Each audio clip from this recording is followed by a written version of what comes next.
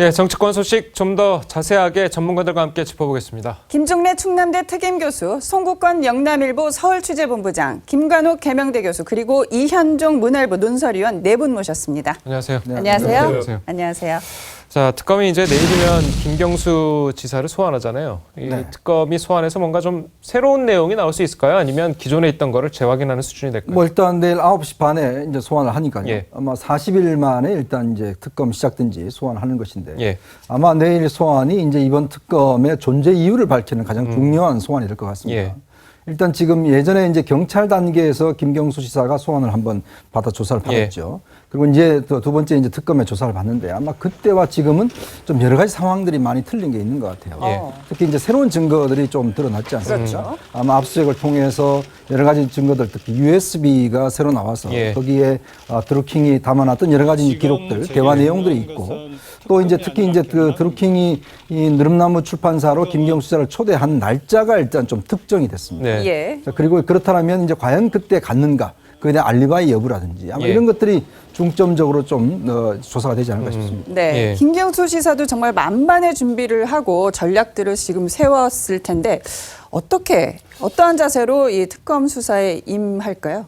김경수 지사는 지금까지와 똑같은 그 기조를 취하겠죠. 예. 일단 모든 것은 본인이 거기 드럼나무 출판사를 갔기는 갔지만은 어떤 그 시연을 본 적은 없다. 킹크랩의 시연을 본 적은 예. 없다는 것이고 이 킹크랩을 시연을 받는지가 지금 핵심입니다. 그렇죠. 그 핵심이기 때문에 아마 내일 그 소환이 되면은 그 드루킹과 김경수 지사의 대질이 있을 가능성이 높죠. 대질 대질 가능성이요? 신문이 있을 가능성이 높다고 합니다. 현재로서는. 예. 그렇다면은 그 대질 신문 과정에서 서로 공방이 오갈 텐데 가장 핵심은 물적이 있느냐 하는 부분이죠. 그렇죠. 그러니까 시연을 한 것을 봤다는 그런 정황 증거는 많거든요. 예. 예. 전공모 회원들의 진술도 있고 그때 같이 갔던 김경수 지사의 운전기사가 그 인근에서 그 신용카드로 식사를 했다고 그러니까. 예. 그러니까 간 것은 확실해진 거예요. 예. 본인도 갔다고 했고. 그런데 킹크랩 시연을 받느냐? 또 혹시 시연을 받더라도 시연 그 자체를 받다고 해서 범죄가 되는 건 아니겠어. 그러니까 이것을 드루킹이 이야기한 것처럼 이 킹크랩 시연을 보여주고 우리가 이것을 하려 하는데 동의를 해 주십시오. 예. 만약에 동의한다면 고개를 끄덕여 달라. 그래서 고개를 끄덕였다. 이렇게 예. 되면 예. 지시가 되는 것이죠. 예. 네. 그 부분을 풀어내야 되는 것이 지금 특검의 역할인데 네. 특검에서는 만약에 김경수 지사가 내일 소환돼서 이 부분에 대해서 기억이 없다고 하면은 기억이 나게 해줄 수 있는 방법이 있다 이렇게 이야기했습니다. 기억이 날 수 있는 방법은 어떤 그러니까 게 어떤 있을까요? 물증을 제시할 수가 있다는 물증이 이야기겠죠. 있다는, 예. 그러니까 내일 그 부분이 아마 핵심이 될 것 같아요. 그 물증을 얘기를 했는데 이제 물증 같은 경우에는 이제 뭐 휴대전화 같은 경우는 이제 뭐 복구를 한참 하고 있고 PC 같은 경우에는 복구가 불가능하다고 이제 저희가 알고 있는데 그 부분은 좀 어떻게 될까요? 이번에 압수수색해서 이제 관사하고 이제 뭐 지금 집무실이죠. 예. 그건 사실 뭐 거의 상징적으로 그냥 한 것 같고 예. 자료가 나온다 그러면 과거에 이제 의원 시절에 사용했던 PC인데 그렇죠. 그게 이제 거의 관례적으로 국회 사무처에서 로우 포맷이라 그래가지고 완전히 제거하는 장면이 예. 있었기 때문에 아마 특검도 그걸 알고 간 것 같아요. 그러니까 예. 거기서 나올 건 없고 지금 사실 김경수 지사가 2대 본인의 휴대폰을 이제 제출을 했잖아요. 예. 사진으로. 예. 그러니까 예. 거기에서 이제 위치 추적이라든가 뭐 이런 것들을 이제 확인을 해가지고 그 장면에 거기 있었는지 확인하는 것이 중요한데 예. 그 네. 부분도 사실은 정확하게 정황의 어떤 상황인 것이지 그 뭐 이 김 지사가 그거를 지시했다라고 특히 특정해서 얘기할 수 있는 그런 증거라고 얘기하기는 좀 어렵거든요. 그렇죠. 예. 그리고 이제 우리가 좀 요번에 봐야 되는 거는 조선일보하고 드루킹하고 지난번에 한번 인터뷰한 적이 있어요. 예. 그때 뭐라 그랬냐면 드루킹은 일관되게 2016년 10월 달에 시연을 했다. 예. 그런데 이번에 특검은 11월 8일이라고 특정을 합니다. 예. 좀 예. 내용이 좀 달라지는 부분이 하나 있고요. 예. 또 한 예. 가지는 뭐냐면 오사카 총영사를 사실은 드루킹이 요구를 했다라고 얘기를 하거든요. 왜냐하면 경공모가 일본의 어떤 부분에서 많은 것을 알고 그것을 나중에 파주에 투자시키기 위해서 일본에 진출하고자 노력했던 것들이 있거든요. 일본 네. 대사라든가 네. 뭐 이런 부분.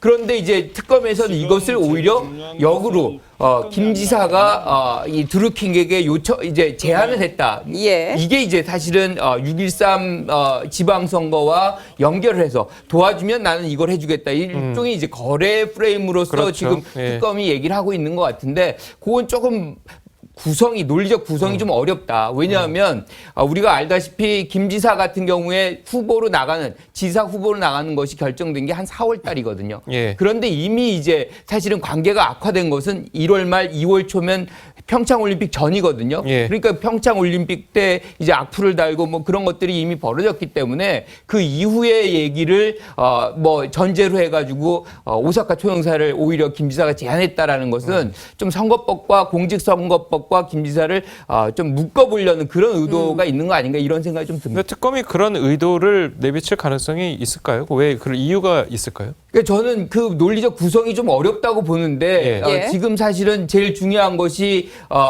이제 업무 방해거든요. 예. 결국에는 이 댓글 조작이라는 부분에서 김 지사가 그걸 지시했거나 명령했거나 이러한 확실한 물증이 있어야 되는데 그것이 나하고 좀 어려운 부분이니까 예. 오히려 이제 공직선거법 또 다른 거 하나를 좀 걸치는 거 아닌가 이런 생각이 좀 들어요. 예. 자, 김경수 지사는 시종 일관 이 드루킹이 킹크랩을 이용해 여론조사를 한다는 사실을 자신은 몰랐다는 게 바로 그 김 지사의 입장인데요. 관련 발언 한번 들어보실까요? 문제가 된 인물은 지난 대선 경선 전에 문재인 후보를 돕겠다면서 스스로 연락을 하고 찾아온 사람입니다.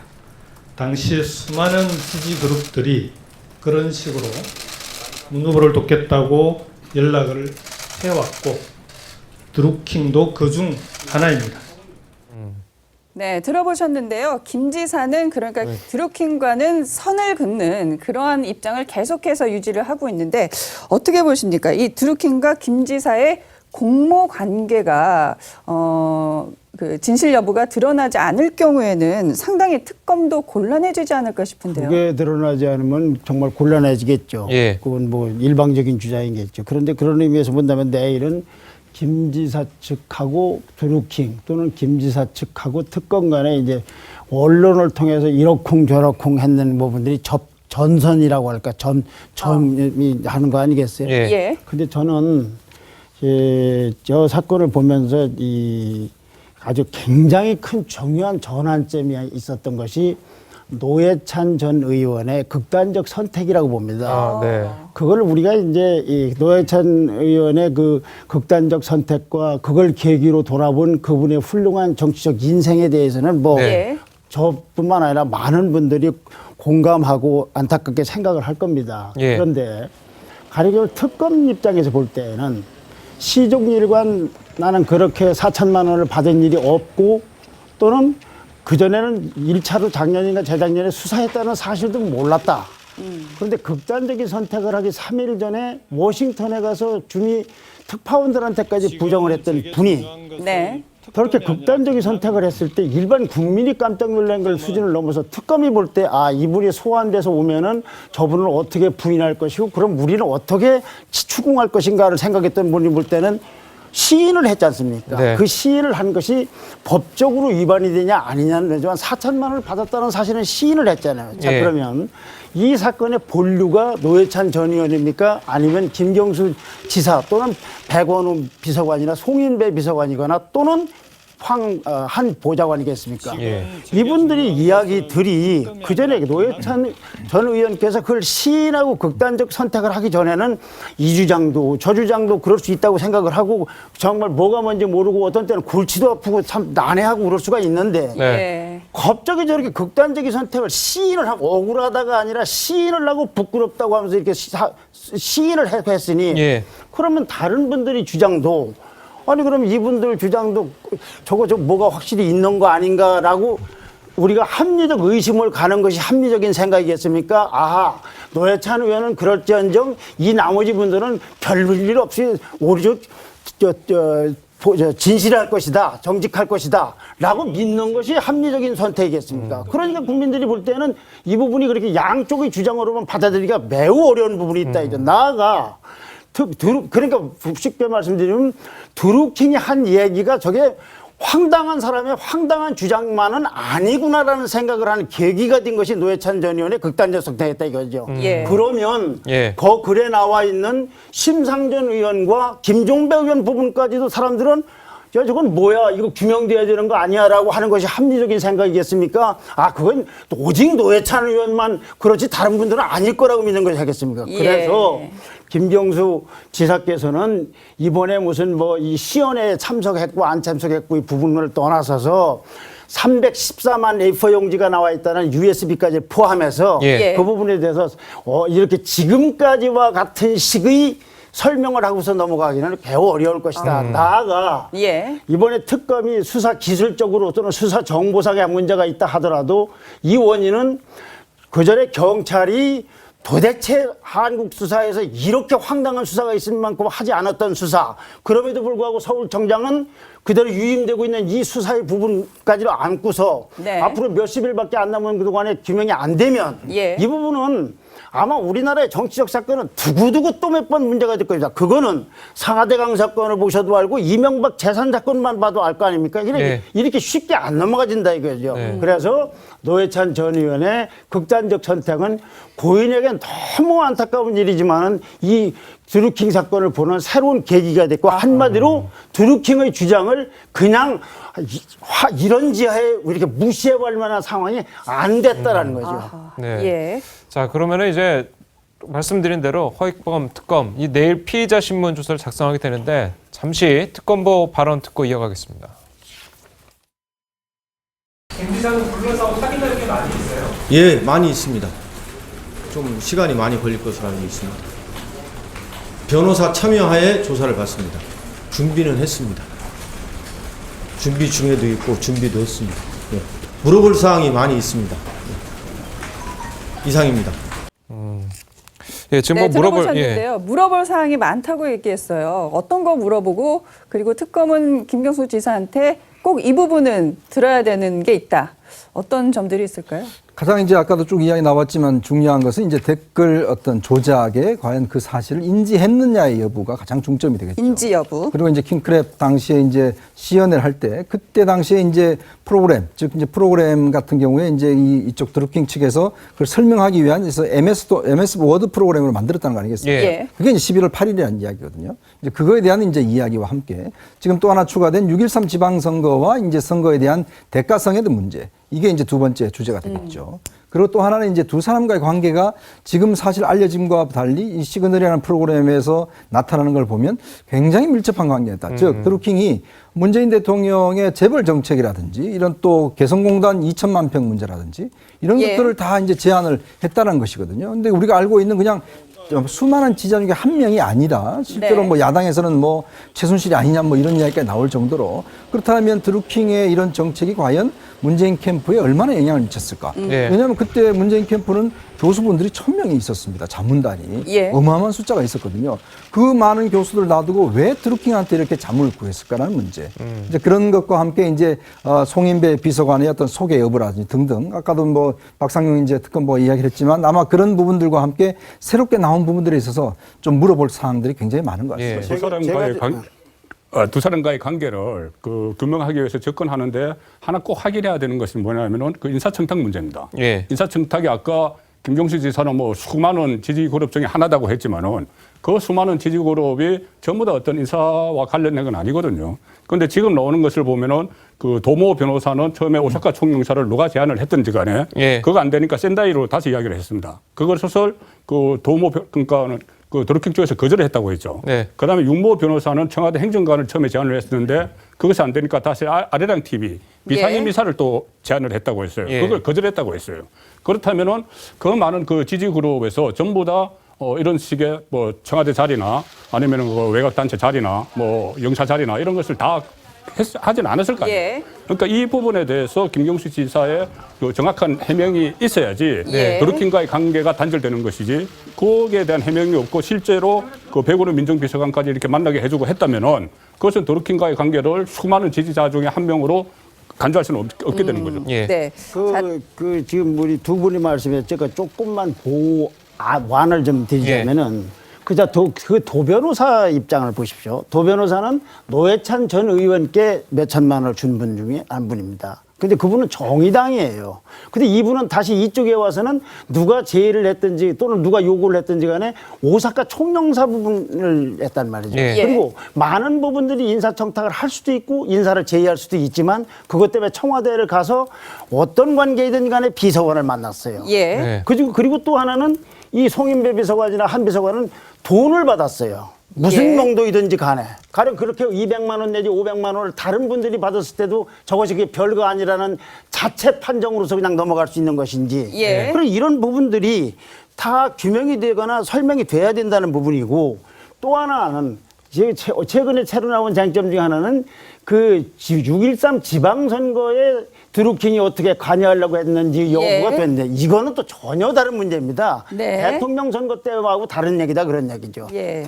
특히 그 이 자리 부분에 대해서는 대통령 선거나 이런 걸 할 때 많이 기여를 한 분도 있지만 그런 자리 문제 때문에 청와대에 있는 고위 인사를 만나고 거기서 어떻게 되고 갑론을박이 있었다 이렇게 하기는 굉장히 쉽지 않아서 그 부분에 대해서도 명백하게 규명이 돼야 된다 그런 얘기.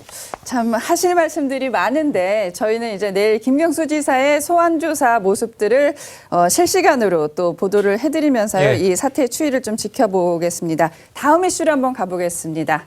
자, 다음 이슈는 바로 이재명 경기지사와 관련된 또 의혹인데요. 자, 이재명 경기지사 부인과 조카로 추정되는 이 두 사람의 통화 내용이 지금 인터넷을 뜨겁게 달구고 있습니다. 이 지사 형 이재선 씨 강제 입원 의혹과 관련된 그러한 대화 내용인데요. 잠깐 소개를 해드리자면 이재명 부인으로 추정되는 분이 어떻게 그따위 문자를 보낼 수 있어? 내가 집안 어른 아니냐? 그러자 이 조카로 추정되는 분이 이제는 아니다 이렇게 답을 합니다.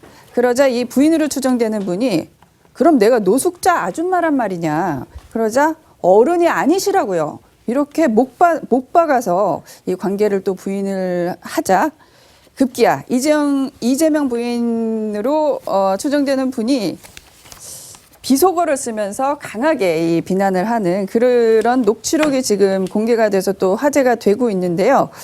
저희가 이 짧은 통화 내용으로는 이 전체의 어떤 이야기들을 전부는 이해를 할 수는 없지만 김 교수님 한 가지 확인할 수 있는 거는 이 두 사람 사이가 매우 나쁘다. 그리고 감정이 격앙됐다. 이 부분은 확실한 것 같아요. 그렇죠. 굉장히 이제 갈등의 장면이 녹취가 된 건데 예. 여기서 핵심은 사실은 이재명 지사 부인이 맞다고 한다 그러면 이재명 지사가 형을 강제로 입원하려고 했다는 것을 이제 밝히게 되는 그런 장면이 되는 것이고 예. 그것이 이제 지사 선거 과정에서 본인이 부정한 그런 부분이기 때문에 공직선거법의 과정에서 아마 지금 그게 어떤 문제가 될 수 있는 소지는 분명히 있는 것 같아요. 네. 그런데 문제는 뭐냐면 우리가 잘 알다시피 누군가를 그 입원을 시키려면 가장 가까운 사람, 예컨대 이제 부인이 없을 경우에 자식이 동의서에 사인을 해야 됩니다. 그러니까 예. 예컨대 부인이 있고 자식이 있는데 형이 사인한다. 이건 거의 불가능한 얘기거든요. 그래서 이 부분은 가족들끼리 어떤 논의 과정에 있었던 부분들이 여과 없이 녹취가 된 것이고 그 예. 과정 속에서 감정 싸움의 얘기가 지금 방송으로 나온 거 아닌가 이렇게 좀 추측을 합니다. 예, 이게 그러면은 만약에 감정 싸움이더라도 예를 들어서 만약에 이재명 지사가 정말 형을 강제 입원시키려고 했다는 게 사실로 드러난다면 이게 뭐 선거법이라든지 뭐 이런 거에 좀 영향을 미치나요? 일단 그 강제 입원 여부 이 부분은 어떻게 보면 집안 문제가 될 수도 예. 있습니다. 물론 범법 그 과정에서 위법이 있을 수가 있지만은 집안 문제죠. 예. 그런데 이것이 만약에 그 이재명 그 지사 부인으로 추정되는 이 말처럼 그러니까 당시 니네 큰아빠가 니네 작은아빠가 강제로 입원시키려고 하는 걸 내가 막았다. 예. 이렇게 한 게 사실로 드러날 경우에는 거짓말 논란이 일어나는 거죠. 그러니까요. 그렇죠. 지방선거 때 계속 그 이재명 지사는 그런 사실이 없다고 부인을 했습니다. 예. 그리고 지금 그 다른 문제, 다른 예를 들어서 뭐 여배우와의 스캔들 문제나 뭐 이런 부분에 대해서도 지금은 본인이 다 부인을 하고 있는데 예. 이것이 거짓말 논란이 확인이 돼버리면은 거짓말인 것이 확인이 되면은 다른 부분에 대해서도 상당히 큰 정치적인 타격을 입게 되는 건 분명하죠. 그러니까 가정일이지만 선거 과정에서 이 말을 안 했다 이렇게 얘기를 했기 때문에 선거 과정에서 거짓말을 했다는 선거법 위반이 된다 이것은 이런 말씀이죠. 그 바른미래당에서 고발을 하는 사안입니다. 그러니까 예. 허위사실 공표죄로 선거법에서 허위사실 공표 그러니까는 예. 이 강제 입원을 시켰느냐고 물었는데 내가 한 적이 없다고 허위사실을 이야기했기 때문에 예. 선거법 위반이 된다고 해서 바른미래당이 이 부분도 같이 고발을 한 상태입니다. 예, 예. 말씀하신 것처럼 이제 이재명 지사는 강제 입원 의혹과 관련해서 전혀 사실이 아니라고 했었죠. 들어보시죠. 김영환 후보께서는 저보고 정신병원을 형님을 입원시키려 했다 이런 주장을 하고 싶으신 것 같은데 사실이 아닙니다. 정신병원에 입원시킨 것은 제 형수와 조카들이었고 어머니가 보건소에다가 정신질환이 있는 것 같으니 확인을 해보자고 해서 진단을 요청한 일이 있습니다.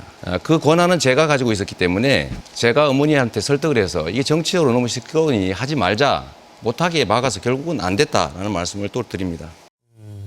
네, 자, 예. 들어보셨는데요. 이 논란의 당사자들 말들, 주장들이 너무나 엇갈리고 있어요. 좀 네. 정리를 해주세요. 이게 일단 지금 이제 현재 분당 경찰서에서 조사 중에 있습니다. 예. 지금 현재 이제 보건소 압수수색도 했었고, 그런데 이제 이 두 사람의 이제 이재선 씨라는 형 같은 경우에 원래 회계사입니다. 예. 회계사인데 이제 특히 이재명 지사가 성남지사일 때 뭐 인사 부탁을 했던 모양이에요. 근데 그 인사 부탁을 이재명 지사가 단호하게 이제 거부를 하니까 그때부터 여러 가지 사이가 좋지 않았던 것 같습니다. 그러다 보니까 이제 특히 이재선 씨 같은 경우는 이제 특히 이제 지난 대선 때는 박사모 선거운동도 했었고, 예. 예. 이제 그러다가 보면 굉장히 사이가 안 좋아져서 최근에 이제 작고를 하셨죠.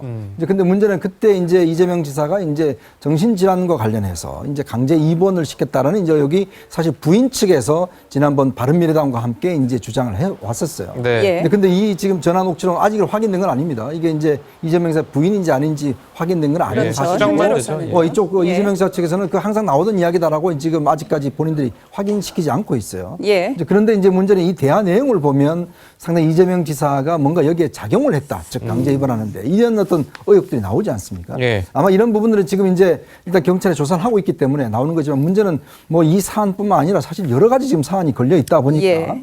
아무래도 이재명 지사 입장에서는 굉장히 좀 곤혹스러운 상황으로 가는 것 같습니다.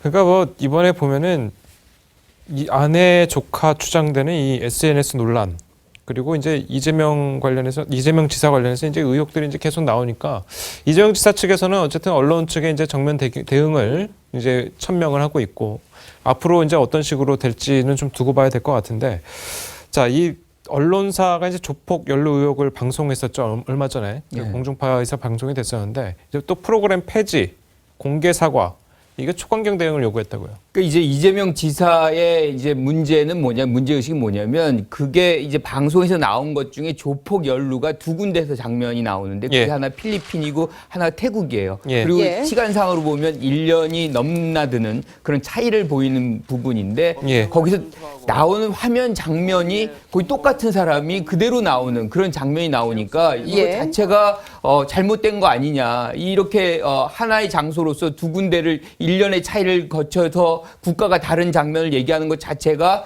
모순되고 거짓 아니냐. 뭐 이런 식으로 지금 이재명 지사는 얘기하고 있는데 예. 또 예. SBS는 또 다른 얘기죠. 그러니까 일종의 이제 대역을 쓴 것이고 따라서 맨 앞에다가 이 부분에서 대역이다라는 것을 고지했다. 뭐 이렇게 얘기를 해요. 네. 그런데 예. 문제는 그 해당 화면에서는 그 부분을 아주 명확하게 얘기하지는 않았어요. 그래서 예. 시청자들이 어떻게 보면은 좀 오해할 수 있는 소지는 분명히 있었다. 그래서 그 부분은 좀 미진한 부분이 분명히 있었고 특히나 이게 왜 그러냐면 이재명 지사의 어떤 정치적인 얘기와 굉장히 연관이 돼 있는 매우 민감한 사안이기 때문에 사실은 SBS 측에서 조금 더 신중하고 치밀하게 좀 준비를 했어야 되는데 이것이 논란이 돼서 아마 그런 내용 증명을 보내고 그 과정을 통해서 아마 이 지사는 소송으로 갈 가능성이 커 보입니다. 소송으로 예. 갈 가능성이 있다. 예. 그렇죠. 이것은 일단은 그 화면 조작 의혹은 어떻게 보면 기술적인 문제입니다. 그런데 이렇게 이야기했어요. 그 사실 왜곡에 의해서 화면 조작까지 했다. 이재명 예. 지사 이야기입니다. 예. 예. 사실 왜곡이라는 게 뭐냐면은 그 방송에서 가장 핵심적인 것이 국제 마피아파의 조직원이 운영하는 예. 그 코마트레이드라는 회사가 자격이 안 되는데 청남에서 우수 중소기업상을 줬다. 네. 그러니까 3년이 지나야 되는데 3년 안 되는데 줬다 이렇게 했거든요. 그런데 나중에 밝혀진 것은 코마트레이드 전에 전임 회사가 주식회사 코마라고 있었고 예. 예. 거기서 같은 사람이 운영을 했기 때문에 자격이 됐다는 것이죠. 예. 자격이 됐는데 자격이 안 되는 것처럼 해서 조폭과 연루가 있는 것처럼 사실 왜곡을 했다는 것이 이재명 지사의 주장이에요. 그 주장에다가 지금 화면 조작, 어쨌든 기술적인 문제지만은 또 선뜻 납득이 안 가는 1년 전에 썼던 다른 나라에서 썼던 화면을 그대로 썼다는 것 선뜻 납득이 안 가죠. 예. 그것까지 겹쳤기 때문에 이재명 지사는 지금 뭐 소송도 불사하겠다는 입장이고 예. 반면에 그 방송국 쪽에서는 또 다른 제보들이 많다. 예. 우리가 후속 보도도 할 수 있다고 하기 때문에 이것이 좀 확전될 가능성이 높아집니다. 그러니까 이재명 지사 관련해서 자고 일어나면 하나씩 새로운 지금 의혹들이 나오고 있는 상태예요, 김 교수님. 네. 자, 취임한 지 한 2달밖에 안 됐는데 말하자면 뭐 이재명 지사가 사면 초과의 상황이라고 해서 좀 과언이 아닌 것 같습니다. 앞으로 정치적으로 좀 돌파구를 찾을 수 있을까요? 아니면 좀 정반대의 일이 뭐 예견이 그건 자기가 지금 아까 말씀하셨듯이 그 SBS 같은데 주장이 명백하게 잘못됐다는 걸 법정에서 가려지지 않는 한 누가 나보고 이제 나를 비판하는데 내가 아니라는 것이 입증되지 않는 한 벗어나기가 쉽진 않지 않겠어요. 그렇죠. 예. 그것이 특히 저 조폭 부분은 굉장히 심각한 부분이죠. 사생활하고 좀 다른 부분이니까 지사로서 행동하는데. 근데 저 SBS의 그 대역 인터뷰도 저것도 정말 한번 생각을 해봐야 됩니다. 그 방송에 아무리 뭘 한다 하더라도 그 결정적인 순간에 미묘한 부분에서 대역을 쓴다는 게 그거 없으면 프로가 성립이 안 되는 것도 아닐 텐데 왜 거기다 대역을 써서 말하자면 SBS 입장에서는 논란을 불러일으켰는지 그것도 좀 의문이에요. 그러니까요. 네, 알겠습니다. 자, 다음 주제 한번 넘어가 보도록 하겠습니다. 자, 다음 주제 보시면요. 이 김동연 경제부총리가 이 내일 삼성 반도체 공장에 가는 것을 두고서 이 보수와 진보 양측에서 모두 비판을 내놓고 있습니다. 자, 김동연 부총리 같은 경우에는 이제 뭐 불편한 심리를 입장문을 통해서 이례적으로 발표하긴 했는데 네. 이거를 갖다가 이제 청와대의 재벌의 투자, 고용 구걸하는 것 바람직하지 않다. 이런 우려가 나오는 것에 대한 뭐 정면 반박 이렇게 좀 봐야 되는 건가요? 그렇죠. 뭐 최근에 한 언론 보도를 통해서 이제 청와대의 어떤 부정적인 의견들이 전달됐다라는 이야기가 나오지 않습니까? 아마 이제 김동연 부총리 입장에서 보면 지금 이제 문재인 대통령이 혁신 성장을 좀 빨리 좀 추진을 해라. 이게 뭐냐면 결국 이제 기업들 투자를 활성화하고 규제 개혁을 하라는 이야기고 또 한편에서는 이제 소득주도 성장 이거는 이제 최저임금 인상이라든지 이걸 이제 추진하는 상황이죠. 지금 최근에 경제 지표가 그렇게 좋지 않습니다. 이러다 보니까 김동연 부총리 입장에서 어떻게 하든지 간에 좀 이 대기업들을 좀 부추겨서 투자를 하게끔 하는 뭐 LG도 갔었고 SK도 갔었고 하지 않습니까? 근데 삼성이라는 건 사실 참 굉장히 재계 1위 그룹인가 함께 또 이재용 부회장이 일단은 지금 현재 대법원 판결을 앞두고 있는 상황이지 않습니까? 그렇다 보니까 여기를 이제 간다는 거. 근데 아마 삼성이 아마 원래 내일 가면 100조 원 투자 규모 계획을 이제 발표하려고 예상을 했던 것 같아요. 근데 이제 이게 문제가 지난번 인도에서 이제 문재인 대통령이 이재용 부회장 만난 것과 함께 또 이렇게 가니까 이제 청와대 일부에서는 이거 자꾸 우리가 무슨 삼성에 구걸하는 듯이 비춰진다. 이런 데 대한 이제 경고가 나오니까 이제 내일 삼성에서도 일단 100조 부분을 발표하지 않겠다. 이렇게 이제 나오는 것이고. 근데 지금 문제는 이게 사실은 어떤 면에서 보면 좀 어떤 신경전 비슷한 게 저는 벌어지는 것 같아요. 근데 저는 뭐 이 부분 관련해서 지금 청와대나 정부 부처에서 기업들을 이렇게 저는 적대시할 필요는 없다고 봅니다.